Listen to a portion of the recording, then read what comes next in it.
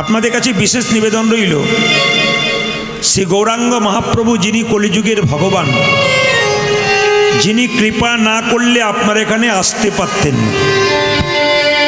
হরির কৃপা যাদের উপরে আছে তারা সংকীর্তন শোনার জন্য এখানে আসতে পেরেছেন। এখনো কৃপা যাদের হয় নাই তারা আস্তে আস্তেও আসতে পারে নাই। পূর্বজন্মের সুকৃতি নইলে কীর্তন শোনার ভাগ্য হয় না। যিনি ভাগ্যবান তিনি ভগবানের নাম শোনেন, যিনি ভাগ্যবতী তিনি ভগবানের নাম শোনেন। এই নাম শুনলে শুধুমাত্র আপনার মঙ্গল হবে তা নয়, সংসারের পরিবারের প্রত্যেকটি মানুষের মঙ্গল হবে। মায়েরা যখন সন্তান অসুস্থ হয় মন্দিরে গিয়ে বারবার বলেন, প্রভু আমার ছেলের জন্যে মানত করলাম, তোমাকে এই দেবো সেই দেবো, কিচ্ছু মানত করার দরকার হবে না। যেখানে যেখানে হরিনাম সংকীর্তন হবে সেখানে যদি মা বাবা বসে কীর্তন শুনতে পারে, ছেলের মঙ্গল আপনা আপনি হয়ে যাবে আপনাদের জন্য। সেদিন মন্দিরে যেতে হবে না, ভগবান নিজে আপনার কাছে আসবে।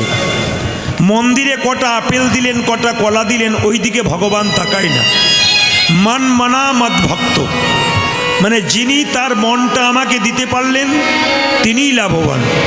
তাই ভগবানের নামে যারা এসছেন তারা নিজের মনটাকে দিন ভগবানের চরণে, দেখবেন কৃপা আপনাদের হয়ে যাবে।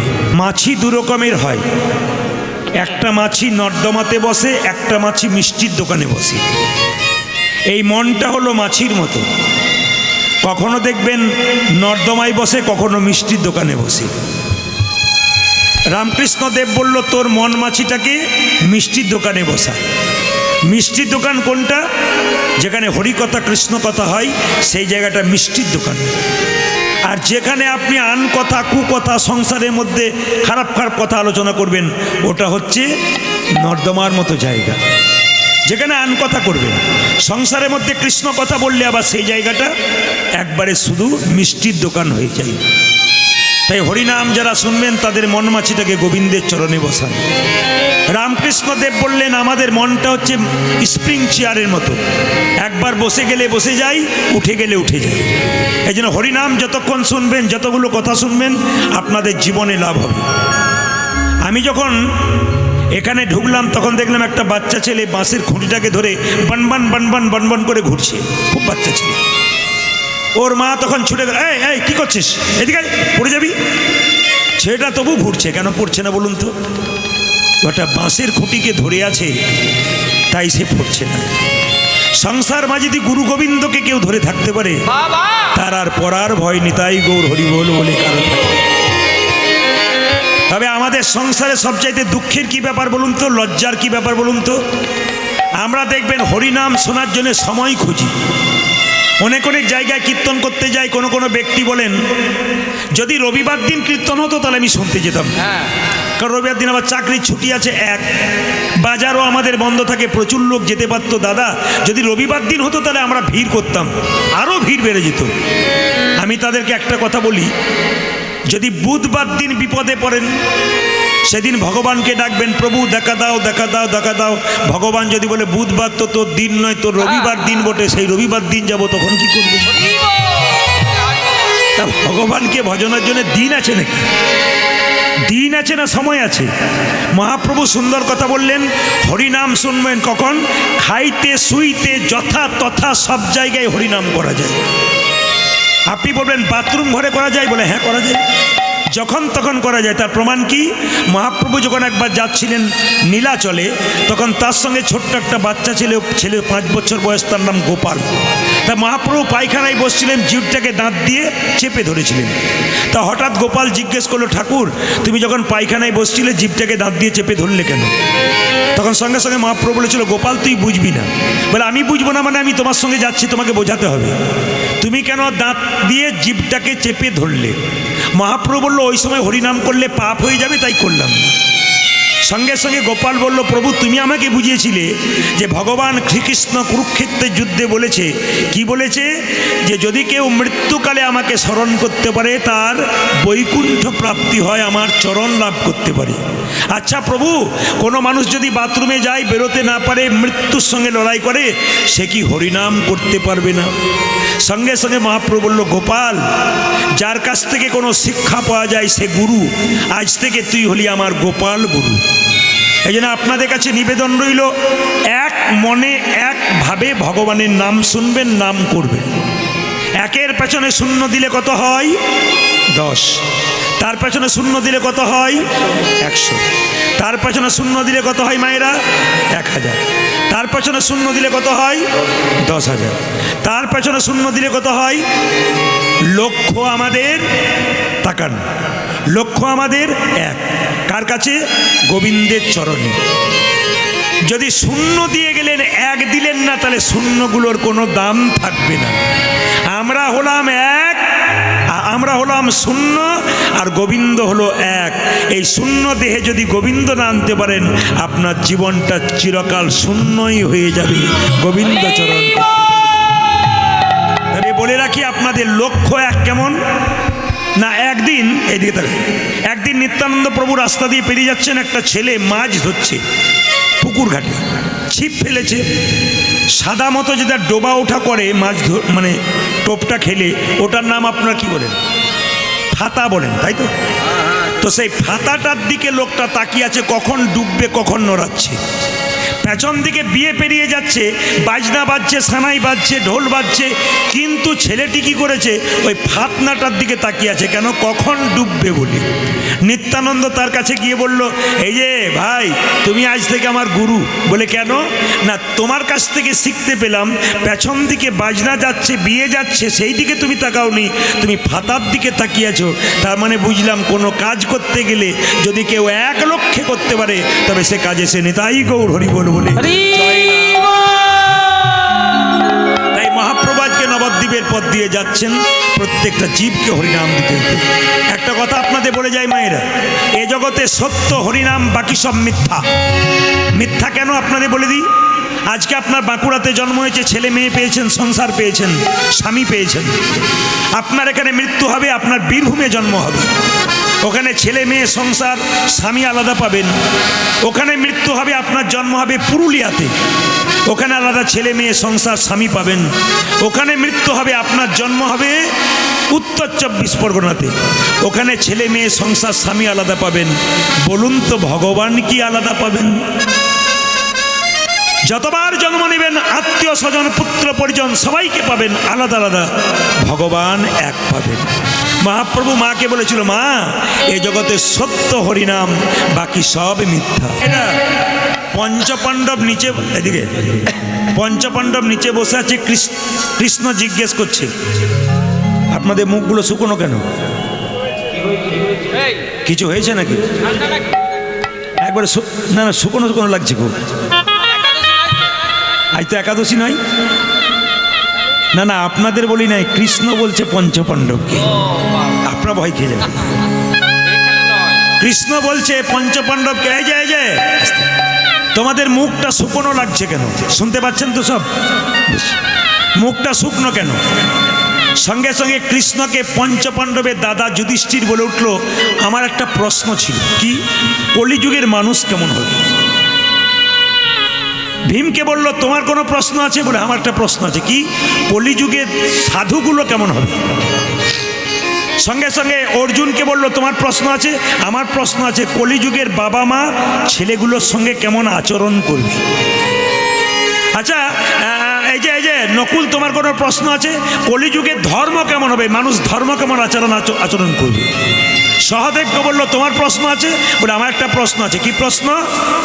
কলিযুগের মানুষ পাহাড় সমান পাপ করবে, কি এমন কর্ম করবে যার জন্যে পাপ থেকে মুক্তি পেয়ে যাবে?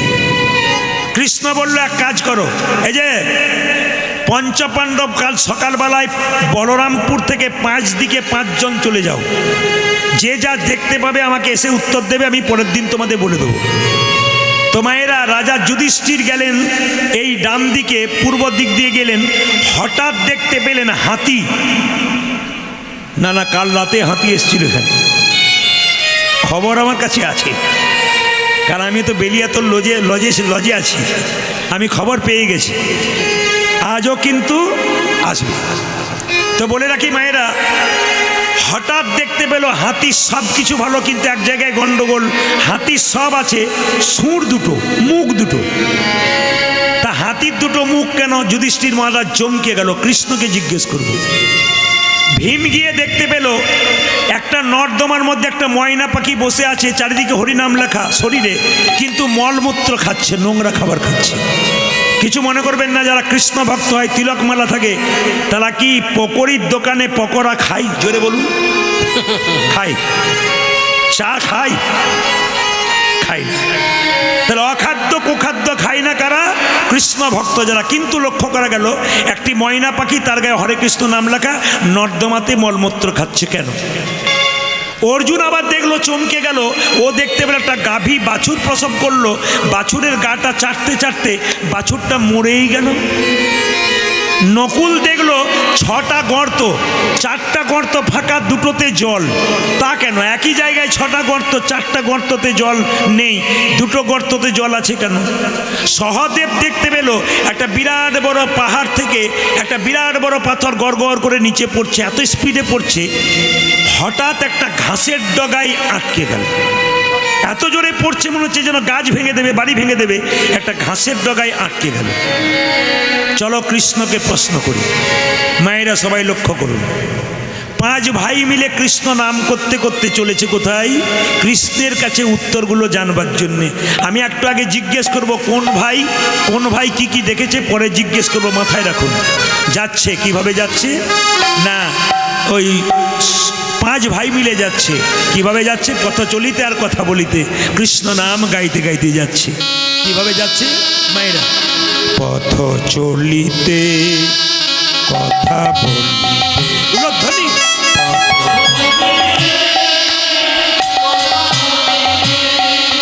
পথ চলিতে কথা বলিতে, পথ চলিতে কথা বলিতে, একবার গাহো গাহো কৃষ্ণ নাম, হরি নাম, মধুর নাম, উলধ্বনি।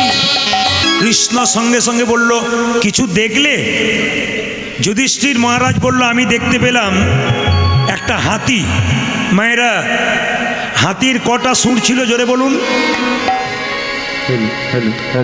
আর বলবেন না, সংসারে অনেক লোক এসছে, সব সেবা করতে করতেই ভুলে গেলাম। হাতির কটা সুর দেখেছে? দুটো। এই দেখেন, সঙ্গে সঙ্গে প্রশ্ন করলো, হাতির দুটো সুর দেখলাম কেন? কৃষ্ণ বলল, তোমার প্রশ্ন ছিল কলিযুগের মানুষ কেমন হবে।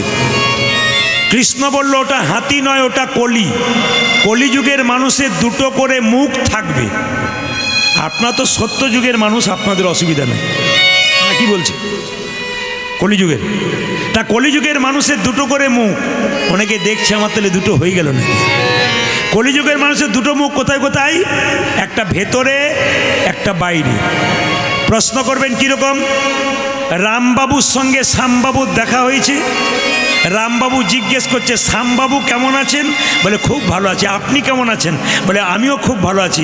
শ্যামবাবু বলছে রামবাবুকে, আপনার মতো মানুষই হয় না। রামবাবু যখন চলে গেল, তখন শ্যামবাবু মনে মনে বলছে, তুমি যতক্ষণ না মরছো ততক্ষণ তোমার পেছনের জায়গাটা আমার হচ্ছে না। মানে বুঝতে পারছেন তো? মিষ্টি বাক্য বলল, কিন্তু পেছনে ছুরি মারল। এরকম মানুষ কিন্তু কলিযুগে বেশিরভাগ হবে। কে বলল? কৃষ্ণ। 2 নম্বর প্রশ্ন ছিল ভীমের, কি কলিযুগের সাধু কেমন হবে? কি দেখলে? নর্দমার মধ্যে ময়না পাখি মলমূত্র খাচ্ছে, কেন দেখলাম? কিন্তু ময়না পাখির গায়ে হরে কৃষ্ণ নাম লেখা। সঙ্গে সঙ্গে কৃষ্ণ বলল, কলিযুগে যত সাধু হবে, কিছু কিছু সাধু চুরি ডাকাতি করে, গেরুয়া বস্ত্র পরে, তিলক শিখি নিয়ে তোমার দরজায় নিতাই গৌর হরি বল বলে দাঁড়াবে। সঙ্গে সঙ্গে কৃষ্ণকে প্রশ্ন করলো ভীম, তাহলে কলিযুগে কোনো মানুষের দরজায় কোনো সাধু গেলে তারা কি প্রণাম করবে না? কৃষ্ণ বলছে 3 বার প্রণাম করবে। মায়েরা, যে কোনো সাধু কি করে এসছে দেখে লাভ নাই। আপনার দরজায় হরিবল বলেছে কিনা 3 বার প্রণাম করবেন। 3 বার কেন করবেন? প্রথম প্রণাম করবেন, ওই সাধুটা যে গেরুয়া বস্ত্র পরেছে, ওটা ত্যাগের প্রতীক, সাধু বাবাকে একটা প্রণাম দাও। দ্বিতীয় প্রণাম কেন করবে মা? দ্বিতীয় প্রণাম করবে এই জন্যে, নিতাই গৌর হরিবোল বলছে, সাধু বাবাকে নয়, ওই হরিবোল ধ্বনিটাকে একটা প্রণাম দাও। আর তৃতীয় প্রণাম কেন দেবে না? আমরা যারা সংসারী মানুষ, একদিনের বেশি সংসারে বাইরে থাকতে পারি না, ওই সাধুটি চুরি করুক ডাকাতি করুক, ওই যে এতদিন ত্যাগ করেছে সংসার, তার জন্য একটা প্রণাম দিন। আচ্ছা অর্জুন, তুমি কি দেখলে? একটা গাভী দেখলাম বাছুর প্রসব করেছে, তা বাছুরের গাটাকে চাটতে চাটতে বাছুরটাকে নষ্ট করে দিল। প্রশ্ন কি ছিল? কলিযুগের মা বাবা কেমন হবে? মায়েরা তাকিয়ে নিন, এই কলিযুগের মা বাবা ছেলেকে আদর দিতে দিতে শাসন করতে করতে মেরে ফেলবে। মেরে মানে আপনি জীবন্তে, মানে প্রাণ থেকে মেরে ফেলবেন না, জীবন্তে মরা, বেঁচে থাকবে কিন্তু মরবে। কীরকম? একটা 15 কেজি ওজনের ছেলের পেছনে একটা 25 কেজি ওজনের ব্যাগ দিয়েছে। তোকে এমন পড়াশুনো করতে হবে যেন পাড়ার তোর সঙ্গে আর কেউ না পারে। তোকে কলমের ডগায় লাখ লাখ টাকা ইনকাম করতে হবে।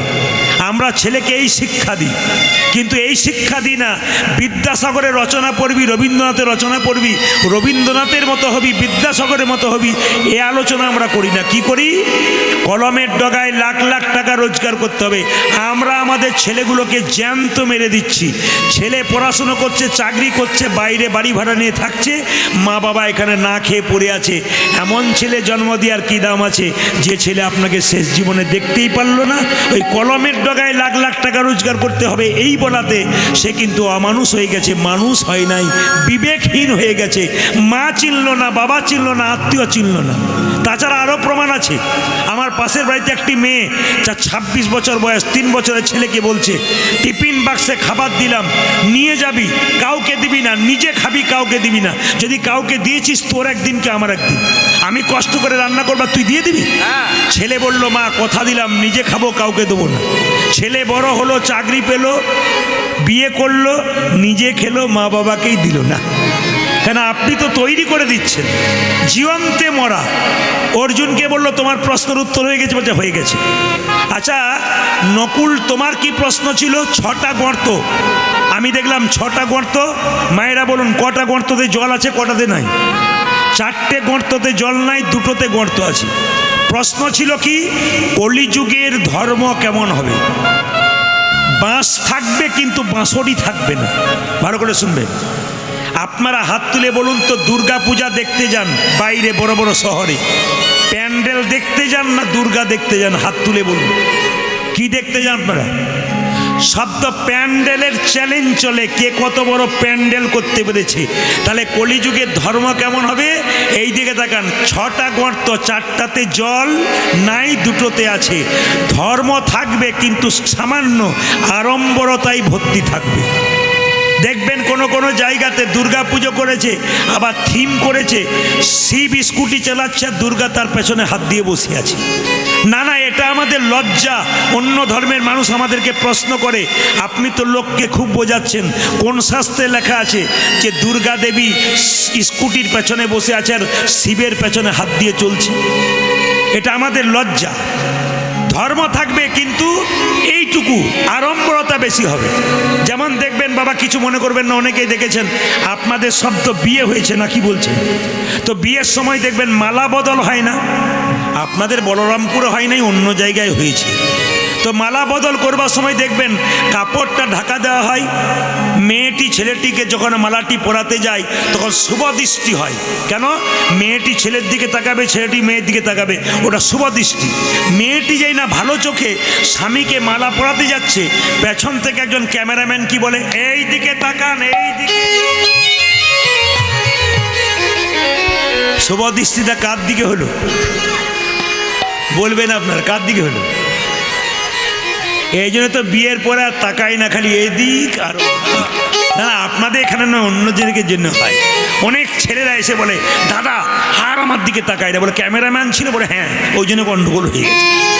না না, আমি তা বলছি না। বিয়ে করবেন, ক্যামেরাম্যান রাখবেন, সব রাখবেন, কিন্তু আসল জায়গাগুলোতে আড়ম্বরতা রাখবেন না, আসল জায়গাগুলো ঠিক রাখবেন, নকল করবেন। সহদেব বলল, আমি দেখলাম। কি দেখলে? একটা বিরাট বড় পাহাড় থেকে একটা বিরাট বড় পাথর গড়গড়িয়ে পড়ছে, কিন্তু গাছ ভেঙে দেবে, বাড়ি ভেঙে দেবে, এত স্পিডে পড়ছে। একটা ঘাসের ডগায় এসে আটকে গেল। কেন? তোমার প্রশ্ন কি ছিল? কলিযুগের মানুষ এত পাপ করবে, কিন্তু কি এমন কর্ম করলে পাপ থেকে মুক্তি পাবে? ওই ঘাসের ডগাটা কি? কৃষ্ণ বলল, কলিযুগে খাইতে শুইতে যথা তথা কেউ যদি ঘাসের মতো একটু হরিনাম করতে পারে, পাহাড় সমান পাপ তার। নিতাই গৌর হরি বল হরি। হরি হরি বল। আপনাদের বলি মায়েরা, পাপ থেকে মুক্তি পেতে গেলে আপনাদের একটু হরিনাম করতে হবে। রামচন্দ্রের বাবার নাম ছিল দশরথ, মা ছিল কটা? জোরে বলুন। 3টে।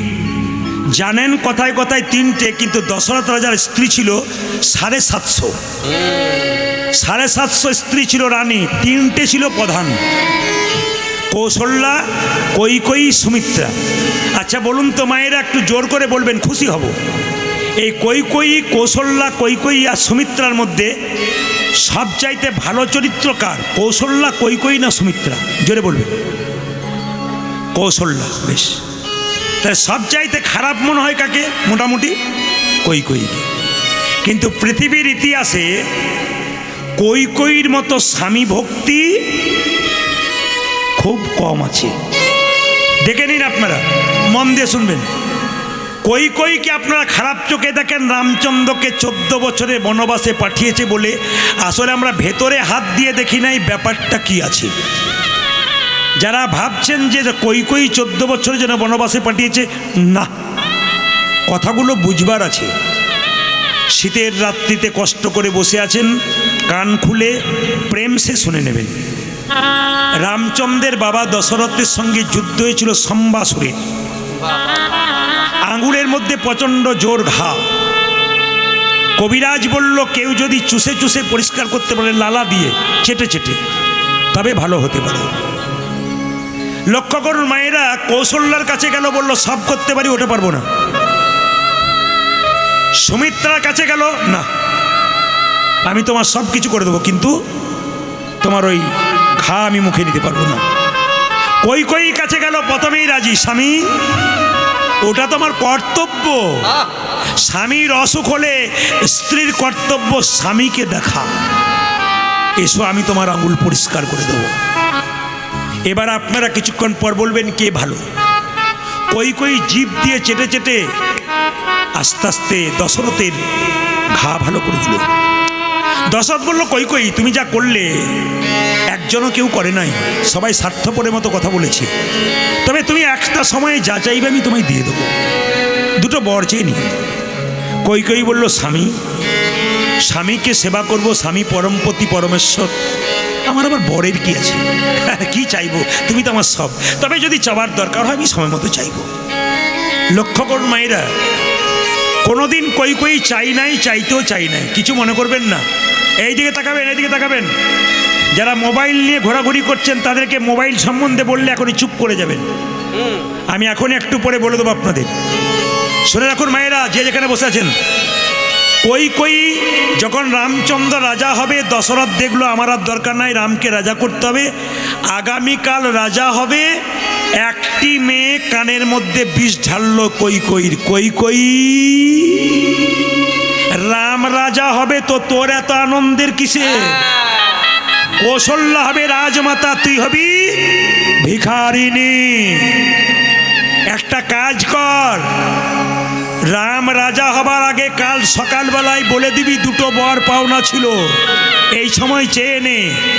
একবারে 14 বছরের বনবাস, একবারে পুত্র ভরতের সিংহাসন লাভ। মায়েরা, আপনি কীর্তন শুনছেন মন দিয়ে, আপনার কানে একজন কিন্তু ফুস মন্ত্র দিচ্ছে। কি বলুন তো? দিদি এলাম তো, ঠান্ডা খুব লাগছে। আপনি তখন বলছেন আমারও লাগছে। বলছে তাহলে চলো। তুই যখন বলছিস যাবার ইচ্ছা নাই, তবে চল।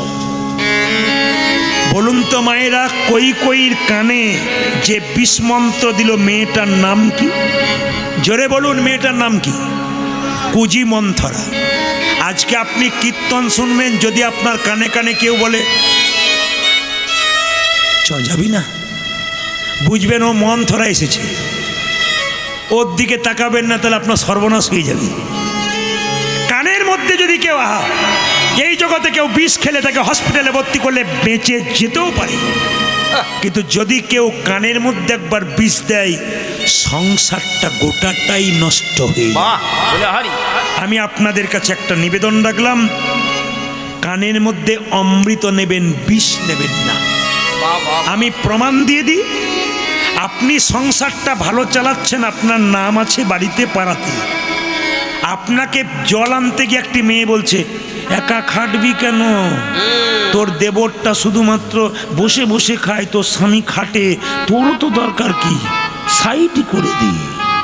তার মানে আপনাকে বিষ ঢেলে দিল, আপনি ভালো ছিলেন আপনাকে নষ্ট করে দিল। প্রত্যেকটি মায়েদের কাছে নিবেদন রইল, সংসারে থাকতে থাকতে আপনারা কেউ বিষ নেবেন না, অমৃত নেবেন। কথাগুলো শুনবেন, অমৃতের মতো দামি আছে। মায়েরা, কুজি মন্থরা বলল কই কই তুই এক কাজ কর, আজকে তুই বালিশে মুখ দিয়ে কাঁদতে শুরু কর, বাড়িতে সবাই আনন্দ করছে, রাজা দশরথ তোকে খুঁজবে, তুই সেই সময় চেয়ে নিবি। রাজা দশরথ দেখলো সব রানী আনন্দে আছে, কই কই কই, দরজা বন্ধ করা, দরজায় ধাক্কা দিল, দেখলো কই কই কাঁদছে। কি ব্যাপার কই কই? দুটো বর পাওনা ছিল, আমি আজকে নেব। কি? একবারে রামচন্দ্রের 14 বছরের বনবাস, একবারে পুত্র ভরতের সিংহাসন লাভ। দশরথ রাজা বলল আমি যদি তোমার চাইতে বড় না হতাম, তোমার পাটাকে ধরে ক্ষমা চাইতাম, আমার রামকে তুমি রাজা করো না, তুমি যা করবে করবে। কিন্তু কোনো কথা শুনলো না। সবাই লক্ষ্য করুন মায়েরা, কিন্তু বারবার বিবেকবান ব্যক্তির বারবার ধাক্কা দেয় ভেতরে, অন্যায় করলাম আমি। আপনি যদি কাউকে একটা গাল দেন, গালাগালি করেন, তারপর যদি আপনি বাড়িতে গিয়ে আফসোস করেন কেন বললাম, না বলাটাই ভালো হয়েছে, আপনি মানুষ হয়ে গেলেন। কিন্তু যদি আপনি বলার পর ভালো করেছে বলেছে আরও বলবো, তোকে ছেড়ে কথা কইব না, আপনি মানুষ হবেন না, অমানুষ হবেন। বিবেক থাকতে হবে। অন্যায় করার পর যার মনে হয় আমি অন্যায় করলাম, তিনি মনুষ্যত্ব জেগেছেন, তিনি মানুষ হতে পারবেন একমাত্র এই জগতে। কই কই বারবার রাত্রিবেলায় কাঁদছে, রাত্রি 12টা পর্যন্ত জেগে আছে। কাল সকালবেলায় আমি রাম রাজা হবে কি করে চাইবো, আর একবার আমাকে বলতে হবে আমি কি করে চাইবো। ভগবান অন্তর্যামী রামচন্দ্র জানতে পেরে দরজায় ধাক্কা দিল, মা মা মা। দরজা খুলল, রাম তুই এলি? হ্যাঁ। তুই এলি কেন? মা কালকে আমি রাজা হব না, তুমি আমার চেয়ে নাও 14 বছরের বনবাস। তুমি যদি না চাও তাহলে বনে কত সাধু গুরু বৈষ্ণব মাথা নিচু করে ঊর্ধ্বপদে হেডমন্ডে আমার ধ্যান করছে, আমার চরণ পাবে না। যখন আমি 14 বছর পর বনবাস থেকে ফিরে আসব, তখন 3 জন মা আমাকে আনতে যাবে, সর্বপ্রথম তোমাকে প্রণাম করব, তোমার জন্য আমি বৈষ্ণবের চরণ পেয়েছি, উদ্ধার করতে। লক্ষ্য করুন মায়েরা, রামচন্দ্র, মায়েরা লেতি তাকান, তখন কিন্তু ভরত মামার বাড়িতে ছিল। এসে থেকে মাকে কথা বলে নাই, বলে আজ থেকে তোমাকে রাক্ষসী বলবো, মা বলবো না, তুমি রামচন্দ্রকে বনবাসে পাঠিয়ে দিয়েছো। ভরত ছুটে গিয়েছিল রামচন্দ্রের কাছে, দাদা বাড়ি ফিরে চলো। রামচন্দ্র বলল যে একবার বনবাসে আসে পিতৃসত্য পালিবারে, আমি কিন্তু আর যাব না, যতদিন না পূর্ণ হবে আমি যেতে পারবো না। ভাই দাদা তাহলে আমিও সিংহাসনে বসবো না, তুমি থাকতে আমি সিংহাসনে বসবো না, তোকে দায়িত্ব পূর্ণ করতে হবে, বাবা মারা গেছে, তোর দায়িত্ব আছে। সঙ্গে সঙ্গে ভরত বলেছিল দাদা আমি রাজা হতে পারি, রাজ্য পরিচালনা করতে পারি, কিন্তু একটা কাজ করতে হবে। কি? তোমার খড়ম যুগল আমায় দাও, সিংহাসনে বসিয়ে দেবো খড়ম যুগল, আর আমি নিজে আসনে বসে রাজ্য পরিচালনা করব। শুধুই কি মায়েরা, ভরত পরের জন্মে সুদামা হয়েছিল। কেন হয়েছিল? এই কর্তব্য কর্ম করার জন্য হয়েছিল। সবাই লক্ষ্য করুন, যে যেখানে বসে আছেন, 14 বছর পর রামচন্দ্র বনবাস থেকে আসছে। বিমাতা কই কই সারা বছর কেঁদেছে, রাম তোকে বনবাসে পাঠানোর পর আমার বড় কষ্ট হয়েছে বাবা, তবে তুই যেদিন 14 বছর পর বনবাস থেকে আসবি, আমি এক হাতে বিষের ভাণ্ড, এক হাতে নবনীর ভাণ্ড নিয়ে তোকে ডাকবো। তুই যদি আমায় মা বলে ডাকিস, আমি বিষের ভাণ্ডটা ফেলে দিয়ে নবনীর ভাণ্ডটা তোর মুখে তুলে দেবো। আর যদি মা বলে না ডাকিস, বিষের ভাণ্ডটা মুখে দিয়ে তোর চরণতলে প্রাণ বিসর্জন করব। তবু তো বুঝবো আমি ভগবানের চরণে মরতে পেরেছি। রামচন্দ্র অন্তর্যামী, তিনি সব জানেন। মায়েরা 14 বছর পূর্ণ হয়ে গেল, রামচন্দ্র বনবাস থেকে আসছে, ভক্তগণ গাইছেন সবাই মিলে, জয় জয় রঘুপতি রাঘব রাজা রাম, পতিত পাবন সীতারাম। ধরি জয়া বিমাতা কই কই চুল খুলে কানতে কানতে যাচ্ছে, এক হাতে নবনী এক হাতে বিষের ভাণ্ড নিয়ে। একবার আমায় মা বলে ডাক, আমার নারী জনম ধন্য হবে রে। ওরে রাম একবার আমার মা বলে ডাক, নারী জনমে ধন্য হবে। ভগবান বলে কথা, ছুটে এসে কই কইকে জড়ি ধরে বলল, মা তুমি ভালো আছো তো? হ্যাঁ। কথা দে রামচন্দ্র, নবনীতর মুখে তুলে দিলাম, বিষ ফেলে দিলাম। কথা দে তুই আমার গর্ভে জন্ম নিয়ে আমার স্তনদুগ্ধ পান করে তোমার মনের ইচ্ছা পূর্ণ করবি। কথা দিলাম মা, আগামী দাপর আমি কৃষ্ণ হব, তুমি হবে দৈবকী। তোমার গর্ভে জন্ম নেবে, কিন্তু তোমার স্তনদুগ্ধ আমি পান করতে পারবো না। স্তনদুগ্ধ কেন পান করবি না? মায়েরা শুনে নিন। বলছে কেন করব না জানো? যেদিন আমি 14 বছরের জন্য বনে যাচ্ছিলাম, আমার মা কৌশল্যা এক বাটি দুধ আমার মুখে তুলে দিতে যাচ্ছিল, তুমি দুধের বাটিটা কেড়ে ফেলে দিয়েছিলে। সেই দিনে বুঝেছিলাম মা তুমি অন্যায় করে ফেললে, আমি তোমার গর্ভে জন্ম নেব, তোমার স্তনদুগ্ধ পান করতে পারবো না। কেন জানো? তুমি আমার মুখ থেকে দুধের বাটি কেড়ে নিয়েছিলে বলি। বাবা গোপাল, আমি যে তোর মা হব, এ জগতে কোনো মা বাচ্চা জন্ম দিলে, বাচ্চা মরে গেলে তার স্তনদুগ্ধ ঝরে ঝরে পড়ে। ছেলে যদি কেউ নিয়ে চলে যায়, মায়ের দুগ্ধ যদি বাচ্চা না খায়, ঝরে ঝরে পড়ে। আমি যখন কংসের কারাগারে থাকবো, আমার দুগ্ধ ঝরে ঝরে পড়বে। আমি যখন বেরিয়ে যাব, আমার দুগ্ধ ঝরে ঝরে পড়বে। সেই দুগ্ধ কি হবে বাবা? ভগবান বলেছিল, মা তোমার যে দুগ্ধ মাটিতে পড়বে, সেই মাটি থেকে তৈরি হবে কলিযুগে চিড়ের মালসা। এই যে চিড়ের মালসার মাটিটা যেটা আপনারা পাচ্ছেন, ওটা কই কইর দুগ্ধ যে মাটিতে পড়েছিল সেখান থেকে তৈরি হয়েছিল। কত সুন্দর সুন্দর তত্ত্ব আছে, জানতে পারলে, কীর্তন শুনতে পারলে আপনাদের মনের আশা পূর্ণ হয়। তাই সবার কাছে নিবেদন রইল, মা কই কই হচ্ছে, কই কইকে বললো, মা গো দাপরে তোমার মনের আশা পূর্ণ করতে পারবো না, যেদিন কলিযুগে আমি গৌরহরি হব আর তুমি সচিমাতা হবে, সেদিন তোমার মনের আশা পূর্ণ করে দেবো। সবাই মিলে একবার রাধে রাধে। লীলার বিষয়বস্তু আপনারা ছবিতে দেখেছেন, একটা সাপের মাথায় কৃষ্ণ চেপে থাকে না? জোরে বলুন হ্যাঁ না না। যে সাপটার মাথায় কৃষ্ণ চেপে আছে, ওই সাপটার নাম কি? কালীয় নাগ। মায়েরা, আপনার মাথায় কৃষ্ণ চাপলো না, আমার মাথায় কৃষ্ণ চাপলো না, সাপের মাথায় কৃষ্ণ চেপে আছে। কারণটা কি? সাপটা পূর্বজন্মে কিছু ভালো কর্ম করেছিল। আজকে দুটো বাচ্চার জন্ম হলো, এই পাড়ায় একটা, ওই পাড়ায় একটা। একটা ছেলে বড় লোকের বাড়িতে সোনার চামচ মুখে নিয়ে জন্ম নিল, আর একটা বাচ্চা এমন বাড়িতে জন্ম নিল খেতেই পায় না, মায়ের বুকে দুধ পাচ্ছে না, খুব অভাবী ঘরে জন্ম নিল। ছেলে দুটো দুরকম ঘরে জন্ম নিল কেন? একজনের কর্ম ভালো ছিল, বড় লোকের বাড়িতে জন্ম নিল। একজনের কর্ম খারাপ ছিল, গরিবের বাড়িতে জন্ম নিল। এখানে জন্ম নেওয়ার পর তত্ত্ব বলল, জন্ম হোক যথাতথা, কর্ম যেন ভালো হয়। গরিবের ঘরে জন্ম নিলে কি বড় লোকের ঘরে জন্ম নিলে, ওটা প্রশ্ন নয়। প্রশ্ন হচ্ছে তোমার কর্মটা হচ্ছে সবচাইতে ভালোর দরকার আছে। বাবা আপনাদের কাছে নিবেদন রইল, এই যে কালীয়নাগ সাপটিকে দেখছেন, যার উপরে কৃষ্ণ চেপে আছে, তিনি আগের জন্মে ছিলেন রাজা। রাজা হয়ে সাপ হলেন কেন? কারণ আছে। বৈষ্ণবের ওপরে অপরাধ করেছিলেন। আপনারা যারা আসরে কীর্তন শুনছেন, তাদের কাছে নিবেদন রইল, বৈষ্ণব নিন্দা করবেন না, বৈষ্ণব অপরাধ করবেন না। রক্তের গরমে কেউ করলে পরে তাকে ভোগ করতে হবে। মন দিয়ে শুনে নেবেন। উনি ছিলেন রাজা, চন্দ্রধ্বজ সাপ হলেন কেন? চন্দ্রধ্বজ রাজার এত পেটের যন্ত্রণা কেউ ভালো করতে পারল না। একজন কবিরাজ বলল, রাজা তোমার পেটের যন্ত্রণা ভালো হবে, একটা উপায় আছে। তুমি যে রাজবাড়িতে বাস করছো, তার পেছন দিকে একটা পুকুর মানে সরোবর আছে, ওখানে একটা রাজহাঁস খেলা করছে, ওটাকে ধরে এনে তার পিত্তটাকে খেতে পারলে তোমার পেটের যন্ত্রণা ভালো হয়ে যাবে। রাজা লোক দিয়ে রাজহাঁসটাকে ধরে আনলো। তাকে যখন হত্যা করতে যাবে, রাজহাঁসটা কেঁদে কেঁদে বলল, মহারাজ, আমাকে না মেরে যদি আপনার পেটের যন্ত্রণা ভালো হয় একটা উপায় বলবো। বলে কি?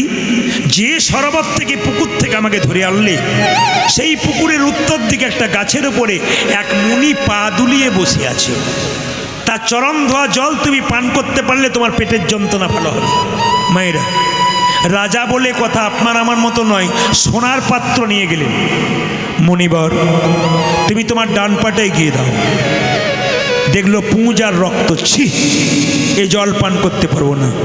মুনিবর, তুমি বাঁ পাটায়, কি পুঁজ রক্ত, তার সঙ্গে আবার পোকা কিলবিল কিলবিল করছেন না। জল পান করতে পারলো না, কিন্তু রাজা একটা ভালো কাজ করেছিল, বৈষ্ণবের চরণ ধোয়া জল মাথায় করে তার বাড়ি নিয়ে গেছিল। চন্দ্রধ্বজ রাজার দুটো স্ত্রী ছিল, বলল, স্বামী জল পান করতে পারলে না, আমাদের দাও। স্বামীর মঙ্গলের জন্য স্ত্রী কি না করতে পারে, আমাদের দাও। যেই না দিয়ে দিয়েছে, সঙ্গে সঙ্গে তারা পান করেছে। আর সেই মুনি ক্রোধে ক্রোধান্বিত হয়ে ছুটে এসে বলল, রাজা, তুমি আমার চরণ ধোয়া জলকে অপমান করলে, তুমি আমার চরণ ধোয়া জল খেলে না, তোমাকে অভিশাপ দিলাম।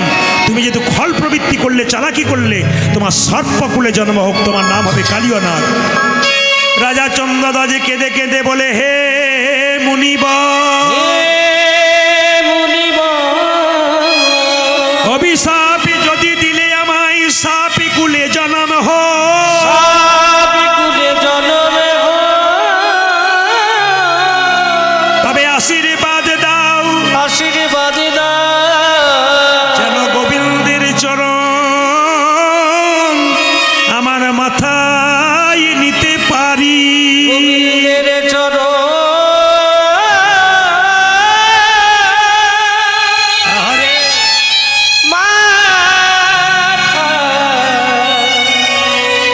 নিতে পারি।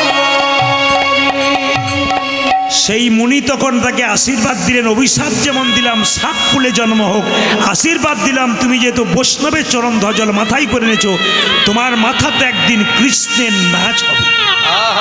এই জন্য কালিয়নাগ সাপের মাথায় কৃষ্ণ নেচেছিল। ভগবান যা করেন তা মঙ্গলের জন্যেই করেন, যা দিয়েছে মেপে দিয়ে দিয়েছে। কখন মায়েরা, সেই রাজা চন্দ্রধ্বজ কালিয়নাগ সাপরূপে রইলেন কোথায়?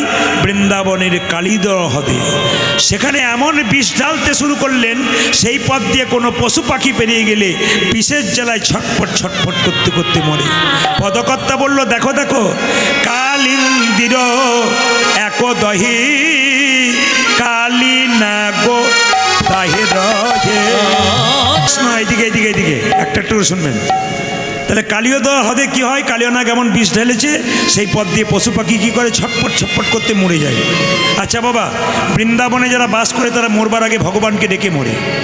বৃন্দাবনে পশু পাখি তারা মরবার আগে চিৎকার করে বলছে, প্রভু তোমার বৃন্দাবনে জন্ম নিলাম, গাছের ফল খেলাম, নদীর জল খেলাম, তোমার নাম করলাম, কালিয়নাগের বিষের জ্বালা এত কষ্ট পাচ্ছি কেন? সঙ্গে সঙ্গে ভগবান বললেন, কালিয়নাগ তুমি আমার ভক্তকে কষ্ট দাও, যে আমার ভক্তকে কষ্ট দেয় আমি তাকে ছেড়ে কথা কইব না। ভগবান কি করলেন মায়েরা? তিনি মনে মনে ভাবলেন যে ঠিক আছে, আমি তোমাকে শাস্তি দেব। আজকে কি করছে? যত পশু পাখি পেরিয়ে যাচ্ছে ছটপট ছটপট করে মরছে, তাহারও পরে বাই।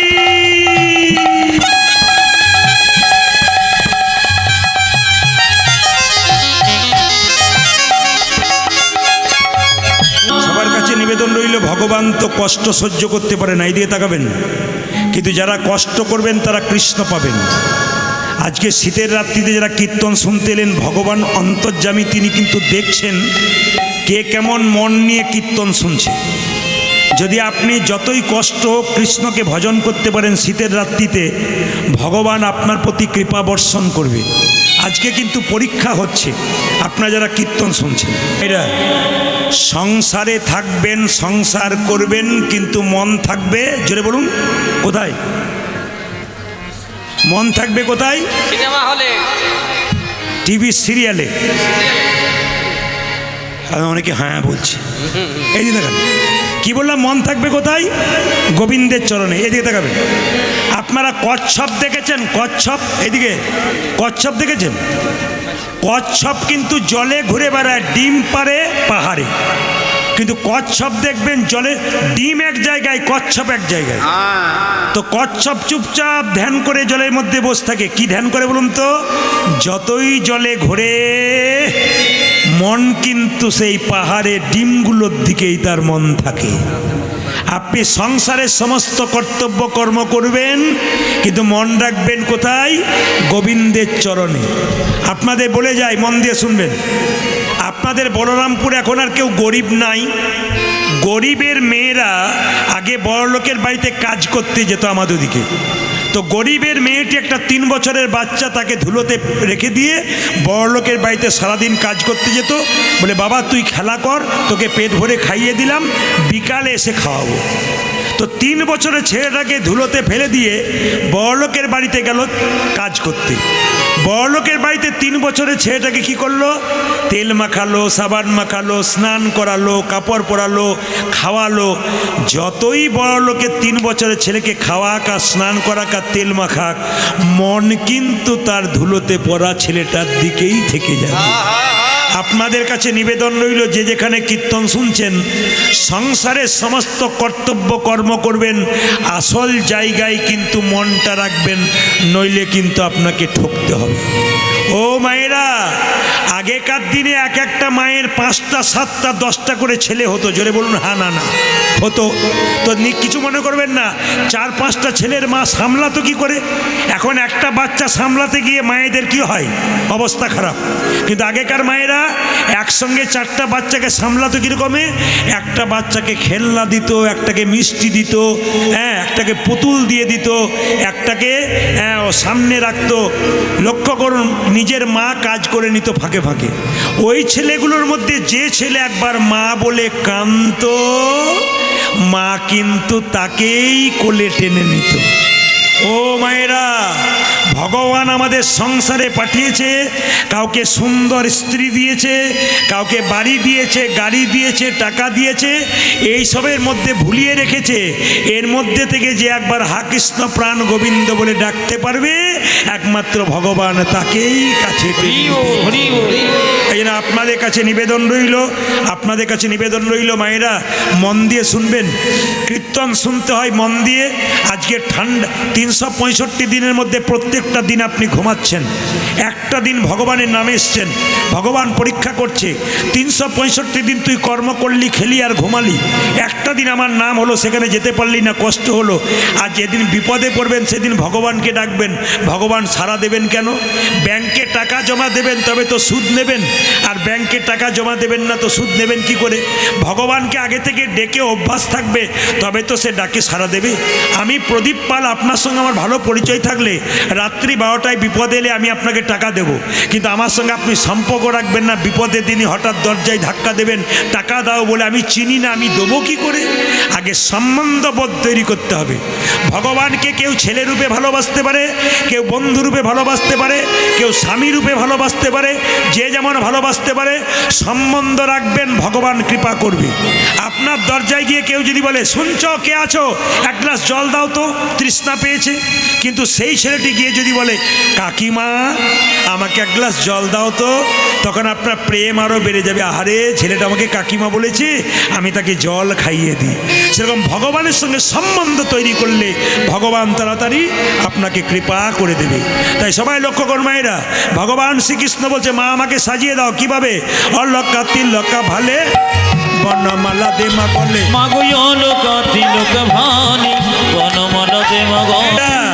ছেলে যখন স্কুলে যায় টিফিন বাক্সে খাবার দেন কেন বলুন তো?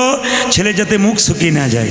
সুবলকে বলছে, সুবল নবনী দিলাম, গোপালকে নিয়ে যাচ্ছিস না, সুকতে মুখখানি অধরে দিবিরে ননি, কীর্তন শুনতে যাবার আগে মায়েরা খালি গিয়ে আয়নার সামনে, আবার দেখবেন রংটা কালো, ও আবার সাদা দিয়ে পালিশ করছে। নারায়ণ লক্ষ্মীকে বলছে, লক্ষ্মী এত সুন্দর রংটা দিলাম, ওর পছন্দ হলো না, আবার চুনকাম করছি। নারায়ণ বলছে, লক্ষ্মী যতই চুনকাম করুক, ধুয়ে দিলে আবার ওই রংটাই বেরিয়ে যাবে। আপনাদের কাছে নিবেদন রইল বাবা, ভগবান যে রংটা দিয়েছে ওটা যত্ন করে রাখুন, গোবিন্দের ভজন করুন, আপনাকে মাখতে হবে না, আপনি পরিষ্কার হয়ে যাবেন। অন্তত আপনাকে মনে হবে কৃষ্ণ ভক্ত হয়ে গেছেন। একটা সুন্দর তত্ত্বের মাধ্যমে আপনাদের সামনে থাকবো, একটু মন দিয়ে শুনবেন, উত্তর দেবেন। সাজতে গেলে তিলক নিতে হয়। বাহ, তা আপনারা যে তিলক নিয়েছেন, অনেকে নেন নাই, কিন্তু আমাদের হিন্দুদের সবচাইতে লজ্জার ব্যাপার কি বলুন তো, কেউ যদি তিলক নেই, পাশের বাড়ির 3টে মেয়ে বলা বলি করে, বাবারে দিদি হারাধনের বইয়ের কি ঢং দিদি, তিলক মালা করেছে, ভগবান বোধহয় ওর বাড়িতে আগেই পৌঁছে যাবে। না না, এগুলো অন্য ধর্মে নাই। অন্য ধর্মের মানুষ ধর্ম করলে তার পেছনে আরো 5টা লোক তাকে বলে আমি করতে পারি না, তোরা কর। আর আমাদের দেখবেন আপনি তো করবেনই না, যদি কেউ করে সে যাতে বন্ধ করে তার ব্যবস্থা করার জন্যে তৈরি থাকবেন। এটা আমাদের লজ্জা। আমাদের হিন্দুদের লজ্জাগুলো একটু দেখুন, কত আমাদের মনোবৃত্তি কোন জায়গায় গেছে।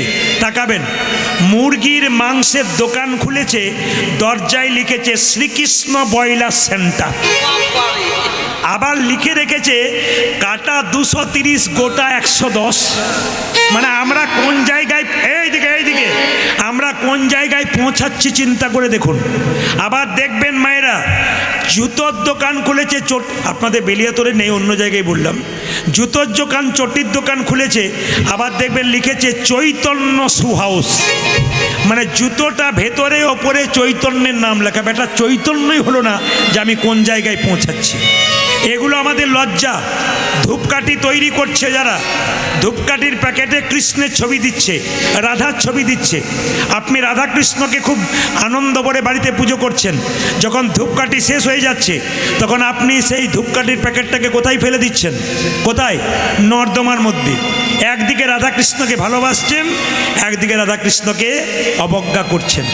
ধূপকাঠির প্যাকেট যারা তৈরি করছে তাদের অন্যায় নয়, তারা ঠিক করছে, রাধাকৃষ্ণের ছবি দিচ্ছে, আমরা মান রাখতে পারছি না। তাই ধূপকাঠির প্যাকেট যারা তৈরি করে তাদের কাছে নিবেদন রইল, ভাই তোমরা ধূপকাঠির প্যাকেট তৈরি করো, রাধাকৃষ্ণের ছবি দিও না, আমরা মান রাখতে পারি না।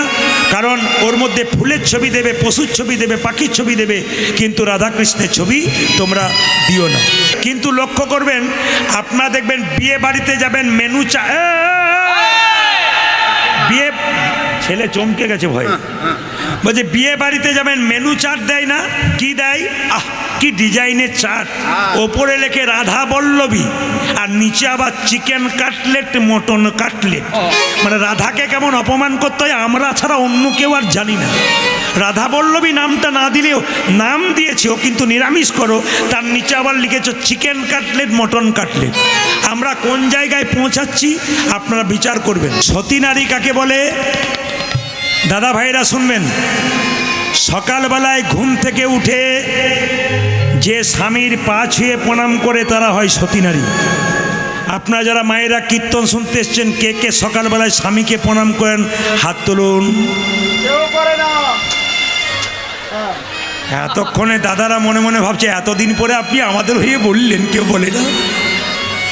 2-4 জন দাদা কিন্তু সিগন্যাল দিয়ে দিয়েছে। আমি যখন বললাম না যে কে কে প্রণাম করেন, তখন 2-4 জন বলছে আর করলে তো বাঁচি। আবার 2-4 জন এমনি এমনি করছে, একবারে করে না। আবার 2-4 জন বলছে ইশারা করে, বলুন বলুন, আপনি বললে কাজ হবে, আমাদের বললে কাজ হয় না। তাকান আমার দিকে। সকালবেলায় স্বামীকে যারা প্রণাম করে তারা সতী নারী। এরা সকালবেলায় ঘুমতে করে, কালকে যেখানে গাইছিলাম কাশীপুরে, একটি মেয়ে দুপুরবেলায় গান হচ্ছে 2টো থেকে 5টা, আসতে একটি মেয়ে সামনে, এই যে প্রদীপবাবু, আপনার আমি চরম ফ্যান, সব গান শুনি সব সময়, সব কথা রাখতে পারলাম, একটা কথা রাখতে পারলাম না। বলে কেন? স্বামীর পা ছুঁয়ে প্রণাম করবো না। বললাম কেন? আমার বাবার কান মূলে 10 লাখ টাকা নিচে প্রণাম আমি করব না। আমি বললাম এটা একটা কথা হতে পারে, তবে আপনাদের বলে যায় আপনাদের টাকা পয়সা সেরকম নাই। এক কাজ করবেন মায়েরা, এই যে দেখেন, এক কাজ করবেন, আমার একবার অভিজ্ঞতার কথা বলি। যে মেয়েরা সংসারে উঁচু গলায় কথা বলে সে সংসারে সুখ থাকে না। পুরুষের চাইতে যে সংসারে মেয়েরা উঁচু গলায় কথা বলে সে সংসারে সুখ হয় না। আমাকে অনেক মেয়েরা ছবি তুলতে আসছে স্বামীর সঙ্গে, তাকান আমার দিকে। এখন আমি দেখছি আমার কাছে এসে দিব্যি ফটোর ছবি তুলছে, ছবি তোলার পর বলছে এসো এসো মা দিকে দাঁড়াও এসো। আমি মনে মনে ভাবলাম বাবা এই তাহলে কাজে লেগেছে বোধ হয় কথাটা, কারণ এই দুজনে এসেছে, যখন বেরিয়ে গেল তখন বলছে বোকা কোথাকার, ভোঁতা হয়ে গেছে চিরকাল, দাঁড়াতে জানো না তুমি, ঘরকে চলো তোমাকে দেখাচ্ছি। আমি তখন বুঝলাম আচ্ছা পাটি পেয়েছি আমি। যতক্ষণ বোঝালাম ততক্ষণ বুঝলো, তারপর নিতাই গৌর হরিবোল। আপনাদের স্বামীর সঙ্গে আপনাদের সম্পর্ক কি আমি বলবো, আপনারা হ্যাঁ বলবেন। আপনার স্বামী আপনার বাপ আপনার গুরু হয়, আমি আপনাদের গুরু হয়, জোরে বলুন, কোনো অসুবিধা নেই। দেখেছেন পাওয়ার? আচ্ছা, স্বামী আপনাদের দেবতা হয়, বাবারে কি পুজো আপনাদের করে, যেটাকে ষষ্ঠী পুজো বলা হয়।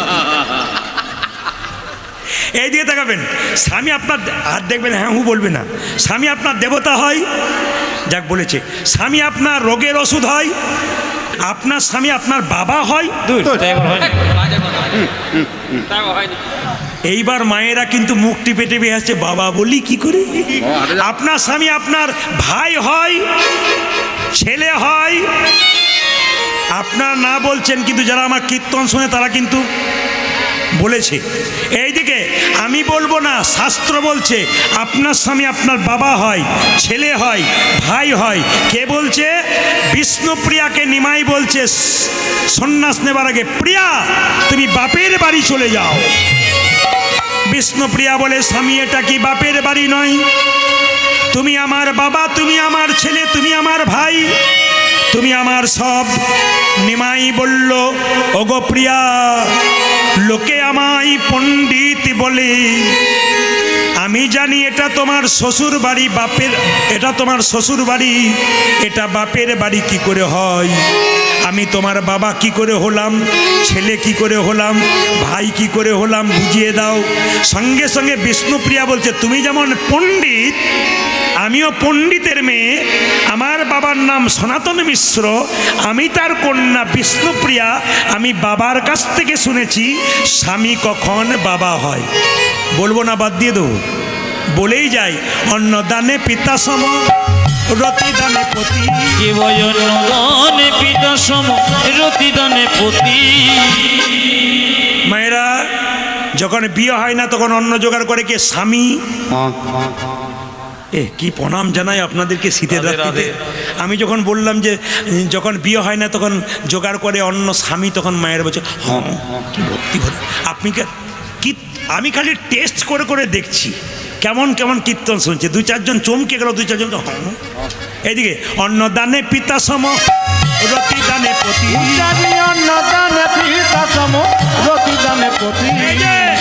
মেয়েদের বিয়ে হবার আগে বাবা অন্ন জোগাড় করে, কিন্তু বিয়ে হবার পর স্বামী অন্ন দেয়। অন্নদাতা পিতা, অন্নদানে পিতা সম, রতিদানে পতি। অন্নদানে পিতা সম, রতিদানে পতি।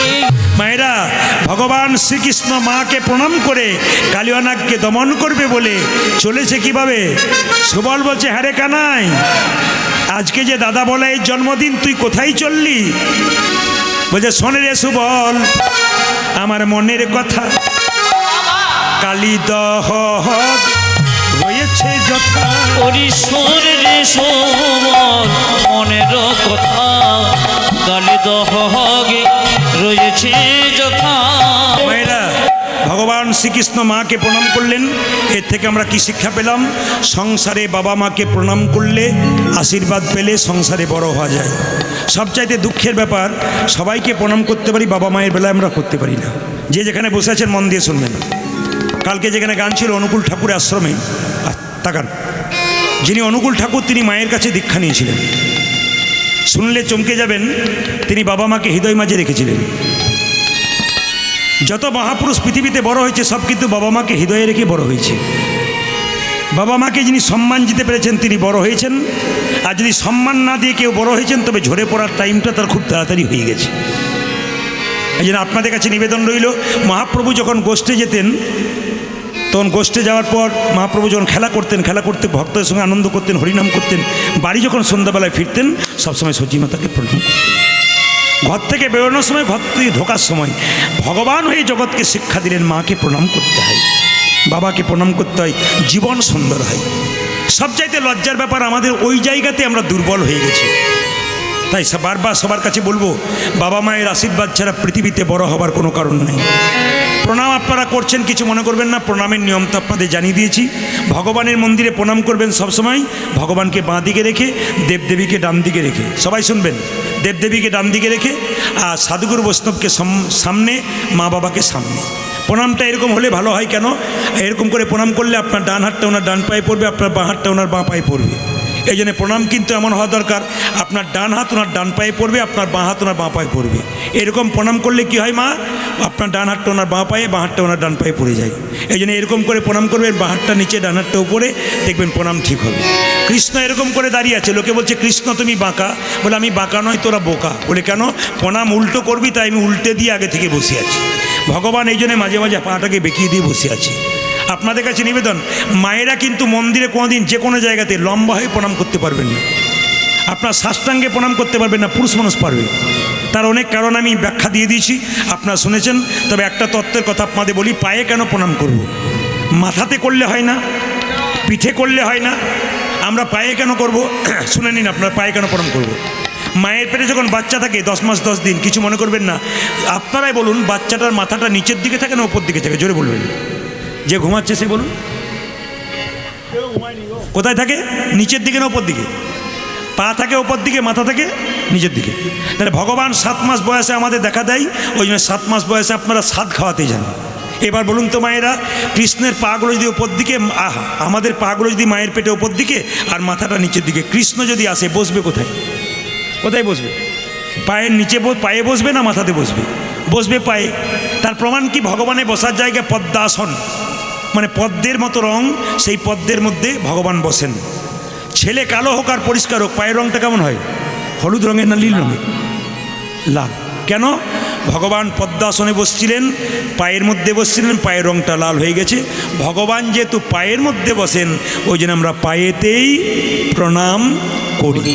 অনেকে দেখবি নিরামিষ আমিষের ব্যাপার একটু ঝগড়া করে, ছেলেকে বোঝায়, অনেকে বোঝায় পাড়ার মেয়েরা, তো ছেলেকে নিরামিষ খাওয়াস না, দেখবি ব্রেনটা দুর্বল হয়ে যাবে, পড়াশোনায় ভালো হবে না। ওই সমস্ত লোকগুলোকে বুঝিয়ে দেবেন, যিনি সচিন তেন্ডুলকরের ওপরে গেলেন তার নাম কি? বিরাট কোহলি। একবার তাকিয়ে দেখবেন, তার চরিত্র ঘেঁটে দেখবেন, জীবনে কোনোদিন আমিষ খায় নাই, ব্যাটে 6-এর পর 6 মারছে। আমি আপনি পারছি না, কি করে নিরামিষ করে পারলো? যিনি আমাদের রোহিত শর্মা, যিনি আমাদের ক্যাপ্টেন, তাকে একবার দেখবেন ভালো করে, কোনোদিন আমিষ খায় না। বিখ্যাত বিজ্ঞানী আইনস্টাইন, তিনি বিখ্যাত বিজ্ঞানী ছিলেন, সেই বিখ্যাত বিজ্ঞানী কোনোদিন আমিষ খায় নাই, নিরামিষ খেয়েছে। আইজাক নিউটন এত বড় বিজ্ঞানী, তিনি ভগবানকে বিশ্বাস করেছেন। যারা এখানে কীর্তন শুনতে গেছেন, অ্যাপেলো চেন্নাই যদি চিকিৎসা করাতে যান, সব ডাক্তারবাবুর টেবিলগুলোতে তাকিয়ে দেখবেন শ্রীকৃষ্ণের ছবি। যে ধর্মের ডাক্তার, তার সেই ধর্মের ছবি সেখানে আছে। লন্ডন ফেরত, আমেরিকা ফেরত হলে কি হবে? বিশ্বাস করে নিয়েছে ভগবান ছাড়া কোনো পথ নাই। তা আপনাদের কাছে নিবেদন রইল, শিক্ষার কোনো ব্যাপার নাই, শিক্ষাতে কোনোদিন ভগবান পাওয়া যায় না। মনে কেন করো বিদ্যার গৌরব, স্মৃতিশাস্ত্র ব্যাকরণ নানা ভাষা আলোচন, বৃদ্ধি করি যশের সৌরভ। কিন্তু দেখো চিন্তা করি, যদি না ভজিলে হরি, বিদ্যা তব কেবল রৌরব। বিদ্যা তব কেবল রৌরব। বিদ্যা শুধু রৌরব ছাড়া কিছু নয়। আমি এমএ পাস, বিএ পাস, হাত তুলব না, যারা হাত তোলে তারা বোকা হয়ে গেছে, এইটাই সবচাইতে দুঃখের ব্যাপার। তবে আপনাদেরকে বলে যাই, যে যেখানে বসে আছেন, আপনাদের এই আপনাদের বলরামপুরে গান করলাম, একটা জিনিস দেখতে পেলাম না, বলবো না, বাদ দিয়ে দেবো। আপনাদের এখানে কোনো মাতাল নাই? না, এখানে কেউ মদ খায় না, কিছু নাই। হাসবেন না, এই দিকে তাকান, হাসবেন না। আসলে আমি তো সিগন্যাল পেয়েছি বলেই বললাম, নইলে কি বলি, অত বোকা আমি নই। এই দিকে তাকাবেন, এই দিকে মায়েরা, মদ যারা খায়, হরিবাসরে যারা আসে, তাদের জন্যে বলে যায়, যে খেয়েছো সে আমার, যে খেয়েছে সে নিজে বলেছে এখানে মাতাল নাই, ও তখন বলছে মানে উনি নিজেই বলছেন আমি। আচ্ছা, খুব ধন্যবাদ। বাঁকুড়াতে 12 গ্রামে গান করছিলাম, ওখানে কিন্তু সবাই খাইনি, খুব ভক্ত আছে, কিন্তু 2-1 আমি যেই না বলেছি এরকম বলেছে আমি। আবার কালকে যেখানে বলেছিলাম কাশীপুরে অনুকূল ঠাকুর আশ্রমে, আমি যখন আপনাদের রাস্তা খুঁজে পাচ্ছিলাম না এখানে আসবার জন্যে, রাস্তায় জিজ্ঞেস করছি, তখন একজন আমাকে ফোন করছে, প্রদীপবাবু আপনার আজকে আমি গান শুনতে গেছিলাম, মাতাল সম্বন্ধে বললেন, সব ভালো বললেন, কিন্তু যারা বিড়ি খায়, সিগারেট খায়, তাদের বললেন না কেন? আমি তখন বললাম যাক পার্টি আমি পেয়ে গেছি। বললাম পরে কথা বলবো, তো ভালো লেগেছে, সব ভালো লেগেছে, কিন্তু ওদের জন্য বলবেন। বলি আপনাদের, মাতালকে আমি সম্মান দিই কয়েকটা কারণে। প্রথম কারণ কি, আলু পেঁয়াজের দাম বেড়েছে বলে রাস্তায় ধর্মঘট চলে, দাম কমাতে হবে কমাতে হবে। মদের দাম দিনের পর দিন বাড়ছে, কোনো ধর্মঘট না, জোরে বলুন হ্যাঁ না না। নাই। এই জন্যে ভালোবাসি। করোনার সময় ঘর থেকে মানুষ বেরোতে পারছে না, আর দেখবেন মদের দোকানে দিব্যি লাইন দিয়ে দাঁড়িয়ে আছে, কোনো মাস্ক নাই, করোনা নাই, কিচ্ছু নাই, দিব্যির ডাঁটো হয়ে বেঁচে আছে। সপ্তাহ এখনো মরে নাই। আমাদের ওখানে যতগুলো মাতাল ছিল তারা বলছে আরে করোনা না করোনা, আমার হবে না, মাস্ক নাই, কিচ্ছু নাই। আমি তখন বুঝলাম পার্টি আচ্ছা শক্ত আছে আর কি। মদের কি পাওয়ার। আবার দেখবেন যদি যদি ভূমিকম্প হয়, পৃথিবীতে একটা প্রাণী প্রথম জানতে পারে, কারো জানা আছে কিনা জানি না, কুকুর। কুকুর প্রথম জানতে পারে, কুকুর। কিন্তু একটা প্রাণী ধ্বংস হয়ে গেল জানতে পারে, তিনি হলেন মাতাল। তিনি জানতে পারেন না কি হয়ে গেল কি না। আমরা সাপকে ভয় পাই, কিন্তু মাতালকে সাপ ভয় পায়। তার কারণটা কি, রাস্তায় দুধ বিক্রি হয়, একটু সাউন্ডটা দিন। রাস্তায় হ্যাঁ, রাস্তায় দুধ বিক্রি হয়। দুধ নেবে গো, দুধ নেবে গো, না গো গ্যাস হয়, দুধ খাবো না বলেন। কিন্তু দেখবেন মদ বিক্রি রাস্তা হয় না, কোথায় বলুন তো, ঝোপে অন্ধকারে পুকুর ঘাটের সামনে টিম টিম করে আলো জ্বলে, পার্টি চলে যায়, কোনো ঝগড়া নাই, খায় আর ঘর চলে আসে, কোনো অসুবিধা নাই। আবার দেখবেন অনেকে পান মাতাল আছে, ওরা কি করে, ওই গর্তের মধ্যে দেখবেন মুখ দিয়ে এরকম এরকম করে, আর সাপটা ওর বাচ্চাগুলোকে নিয়ে মনে মনে ভাবে একবার সকাল হতে দে, বাচ্চা নিয়ে বেরোবার, বেটা তোর জ্বালায় আসবই না। সাপগুলো পর্যন্ত ভয় করে। তবে মায়েরা, মদ যারা খায় তাদের তিনটে লাভ হয়। এতক্ষণে যারা খায় তারা বলছে এই জন্যই তো আপনাকে বায়না করতে বলেছিলেন। আপনাদের আসরে নয়, একটা আসরে গান গাইছি, স্বামী স্ত্রীতে বসে আছে, উনি আমার কাছে গিয়েছিলেন। দাদা কিছু মনে করবেন না, এই যে লোকটিকে দেখতে পাচ্ছেন, ইনি আমার পতি দেবতা, প্রতিদিন খেয়ে আসে, একটু বলবেন। তো স্বামী স্ত্রীতে বসছে, আমি জেনে বললাম মদ যারা খায় তাদের তিনটে লাভ হয়। তখন লোকটি বলছে দেখে না কি বলছে, খুবতে বললে দেখো লাভ হয় কিনা, শুধুই খাই নাকি। আর তিনটে লাভ কি, প্রথম লাভ শুনে রাখুন, তার বাড়িতে চোর ঢোকে না। না। দ্বিতীয় লাভ কি, কুকুরে কামড়ায় না। না। আর তৃতীয় লাভ কি, বুড়ো হয় না, চিরকাল এরকম থাকে। তখন ও আবার ওর স্ত্রীকে দেখাচ্ছে, শুধুই দেখছো না। ওর স্ত্রী বলছে এর পরে কি বলবে ওটা শুনবে, তারপর বলবে আর কি, ওর স্ত্রী বলছে। এখন আমি বলেছি মদ খেলে তিনটে লাভ হয়, চোট ঢোকে না। কেন ঢোকে না মা? যে মদ খায় লাংস, কিডনি, লিভার নষ্ট হয়ে যায়। কেন? মদ খেতে খেতে মদ ওকে খাই, যে খাই ভাই সে ভালো করে শুনে নাও। কেন? মদ তুমি খাচ্ছ না, মদ তোমাকে খাই, তখন আস্তে আস্তে সব কিছু নষ্ট হয়ে যায়। এমন কাশি শুরু হয় সন্ধ্যাবেলায়, সকাল পর্যন্ত ভালো হয় না। ডাক্তারবাবু শেষে জবাব দেয়, বলে আমার দ্বারা হলো না। চোট ঢুকতে গিয়ে ভাবে বেটা এখন কাশছে, জেগে আছে, ঢোকার দরকার না, ওই জন্য চোট ঢোকে না। আর কুকুরে কামড়ায় না কেন? দুটো কারণে, জেনে নিন দুটো কারণ কি কি। যখন দেখবেন মদ খেতে খেতে দুর্বল হয়ে যায়, চলতে পারে না, লাঠি হাতে নিয়ে চলে, আর লাঠি দেখলে কুকুর বলে এখনই পালাই, নইলে নিতাই গোল হরিগোল হয়ে যায়। আর লক্ষ্য করুন, আর কুকুর কামড়ায় না কেন? যারা পান মাতাল হয় তারা দেখবেন নর্দমার পাশে শুয়ে পড়ে, জায়গা ঠিক করতে পারে না, নর্দমার পাশে শুয়ে পড়ে। আর কুকুরটাও তার পাশে নর্দমায় শুয়ে থাকে। কুকুরটা ভাবে আমার প্রতিবেশী বটে, কামড়ানোর দরকার নাই, ওই জন্যে কামড়ায় না। এইবার 3 নম্বর কারণ কি, বুড়ো হয় না কেন? বুড়ো হবার সুযোগ পায় না, তার আগেই বলো হরি। যে খেয়েছে সে তাকাচ্ছে, কিছু মনে করবে না, তোমার জন্য বলি নাই, সিগন্যাল পেয়ে বললাম। রাধা রানী কি, শ্যাম সুন্দর কি, মদন মোহন কি। মায়েরা, ভগবান শ্রীকৃষ্ণ কালিয়ানাগকে দমন করবে বলে কি করলো দেখুন, কালীদহের জলে ঝাঁপ দেবে। ও মায়েরা, হেরি যদু নন্দন দুষ্ট সর্প বিনাশন, আজ ঘেরি যদু নন্দন দুষ্ট সর্প বিনাশন, হেরি যদু নন্দন দুষ্ট সর্প বিনাশন, হেরি যদু নন্দন দুষ্ট সর্প বিনাশন। সকলকে মেসেজ করবেন সকালবেলায় মোবাইলের মাধ্যমে, হোয়াটসঅ্যাপ মেসেজ করবেন, কিন্তু মেসেজটা করবেন হরে কৃষ্ণ, কিংবা একটা কৃষ্ণের ছবি দেবেন, ওটা খুলে যেন দেখতে পাই, কৃষ্ণকে দেখতে পেলাম। মোবাইল আপনারা সবাই ব্যবহার করছেন, আমি আপনাদেরকে বলবো বাচ্চাদেরকে মোবাইল থেকে বিরত রাখুন। বাচ্চাদেরকে মোবাইল দেবেন না। কেন বলুন তো? বাচ্চারা এমন একটা রোগ আমাদের উঠেছে, সেই রোগটার নাম কি যেন আমি শুনেছিলাম, যাক পরবর্তী ক্ষেত্রে বলে দেবো। এটা হচ্ছে এই রোগ যে মোবাইলটা যদি 3 মিনিট হাতে ছাড়া হয়ে যায় তাহলে কি হয়? খাওয়া দাওয়া ভুলে মোবাইল কই, মোবাইল কই, আমার মোবাইল কই, মোবাইল ছাড়া থাকতে পারি না। আবার দেখবেন বাচ্চাদেরকে কার্টুন দেখাচ্ছেন, যারা কার্টুন দেখাচ্ছেন তারা আমার দিকে লক্ষ্য করবেন।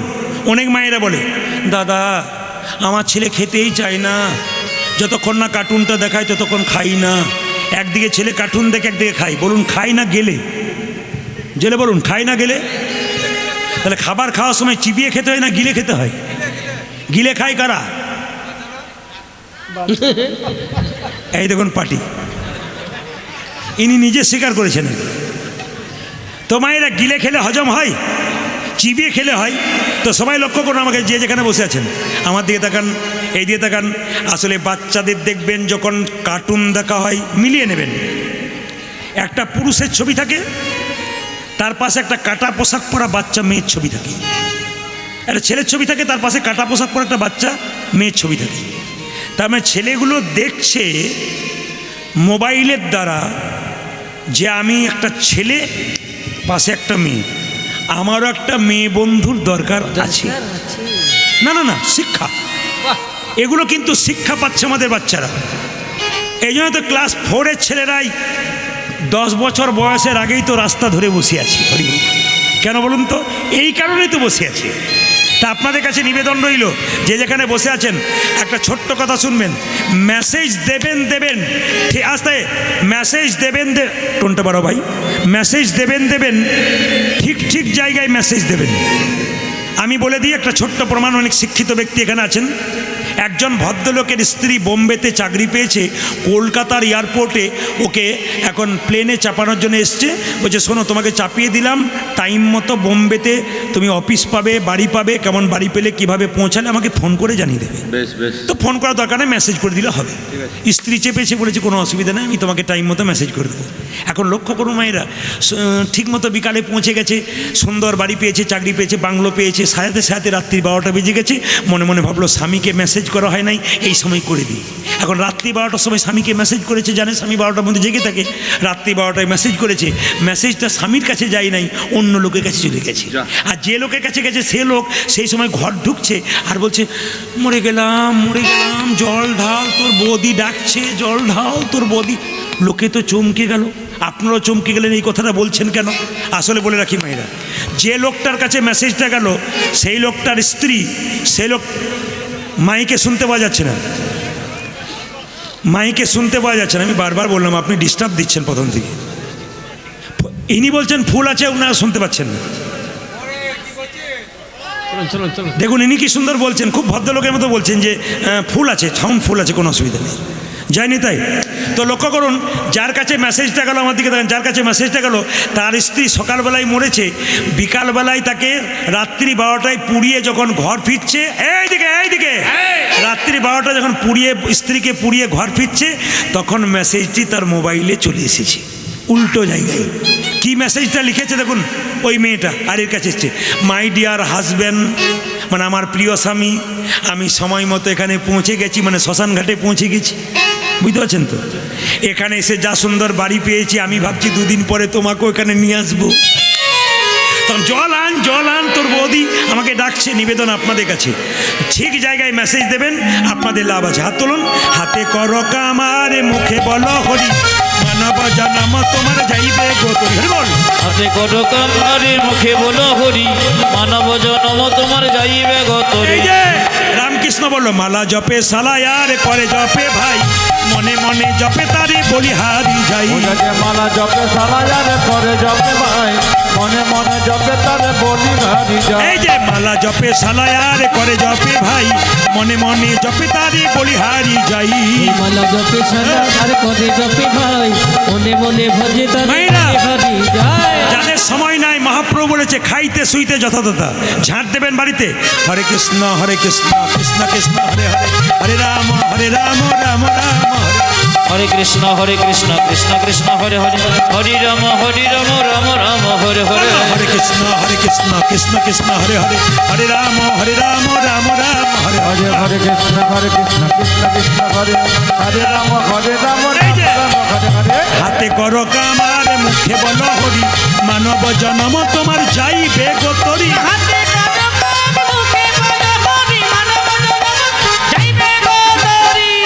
রামকৃষ্ণ ঠাকুর বলেছে মায়েদের ভগবান ভজনা চিড়ে আউলির চিড়ে ভানার মতো। মায়েরা চিড়ে আউলির চিড়ে ভানার মতো তাকাবেন।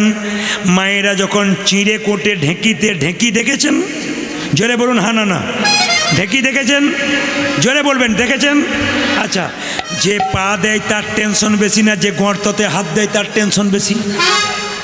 বাবারা বলবেন না, মায়েরা বলুন। যে গর্ততে হাত দেয় তার টেনশন বেশি না পা দেয় তার টেনশন বেশি? যে গর্ততে হাত দেয়, দেখবেন কথাটা উল্টে দেবো কেমন দেখবেন, এখন কি বলবেন দেখবেন। আচ্ছা বলুন তো মায়েরা, যে গর্ততে হাত দেয় তার টেনশন বেশি, কিন্তু গর্ততে মেয়ে যদি হাত দেয় মা যদি পা দেয় কার টেনশনও বেশি? জোরে বলুন কার টেনশন বেশি? মায়ের টেনশন। আর মা না ওই যে যা হয় যা যা বোঝেন, যা বোঝেন আপনার, যা বোঝেন না বোধহয়, যা বোঝেন, যার ঘরে আছে তিনি বোঝেন যা কি। এই যা ওই যা একই উঠোনে বাস, ঝগড়া করতে পারছে না। কুকুরটা ঢুকেছে বড় ঘরে, বড় বইয়ের ঘরে, তখন বলছে তোর মরণ নয়, খালি আমার দিকে ব্যাক ব্যাক করে তাকাচ্ছিস, জায়গা দিকে যা, মানে ছোটটাকে বলছে আর কি। ছোটরা তখন দেখছে একটা হাঁস ঢুকে গেছে, খালি প্যাক প্যাক প্যাক, আমার ঘরটার সামনে প্যাক প্যাক, শ্মশান ঘাটে প্যাক প্যাক কর, মানে ও হাঁসটাকে বলছে না ওকে বলছে। এই হচ্ছে জায়ের। না না, আপনাদের জায়েরা খুব ভালো, খুব সুন্দর। মায়েরা, মায়েদের ভগবান ভজনা কেমন? এই দিয়ে তাকান, চিড়ে আউলির চিড়ে ভানার মতো বাচ্চাকে স্তনপান করায়, একদিকে গর্ততে হাতটা তালে তালে রাখে। এই দিয়ে তাকাবেন, এক সময় খরিদ্দারের সঙ্গে কথা বলে, আজকের 5 টাকা, কালকের 5 টাকা হলো তোমার 10 টাকা। একদিকে খরিদ্দারের সঙ্গে কথা বলে, একদিকে বাচ্চাকে স্তনপান করায়, একদিকে হাতটা তালে তালে রাখে।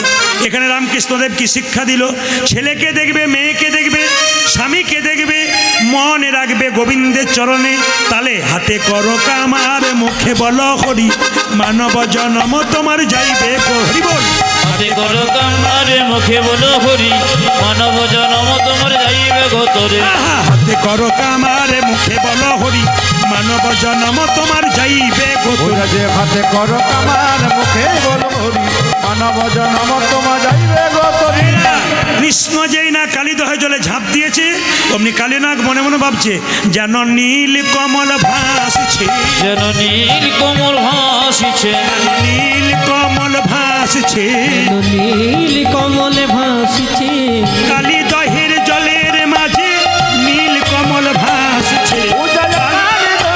জলের মাঝে নীল কমল ভাসছে, কালিদহের জলের মাঝে নীল কমল ভাসছে। যেন কালী দহির জলের মাঝে নীল কমল ভাসিছে। কালিয়নাগ মনে মনে ভাবছে আমার স্বভাব তো ভালোবাসা নয়, হিংসা করা, কিন্তু আজকে এত সুন্দর দেখে লাগছে, আমি আজকে ভালোবাসবো। ওকে পুচ্ছতে জড়াবো, ওকে পুচ্ছতে জড়াবো, সতী জড়াবো, ওকে পুচ্ছতে জড়াবো, দংশানি করবো না ভাই, পুচ্ছতে জড়াবো। কি দংশনি করবো না ভাই, উচ্ছতি জড়াবো। দংশানি